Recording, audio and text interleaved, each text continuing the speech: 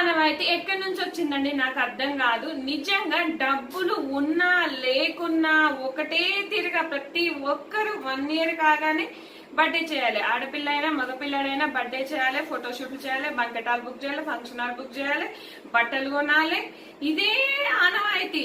అసలు ఎవరైనా కూడా ఆ పాపో బాబో అతనికి పేరు పైన ఫిక్స్ చేస్తే ఆ డబ్బులు స్టడీస్ కు పెళ్లికో యూజ్ అవుతాయి.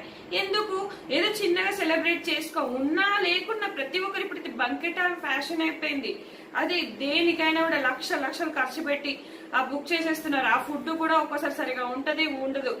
ఎందుకు ఒకరిని చూసి ఒకరి కూలిని చూసి నక్కలు వాతలు పెట్టుకోవడం? అంటే నీకు ఎంత ఉందో అంతలోనే బతుకు, ఎంత ఉందో అంతలోనే పండుగలు చేసుకో.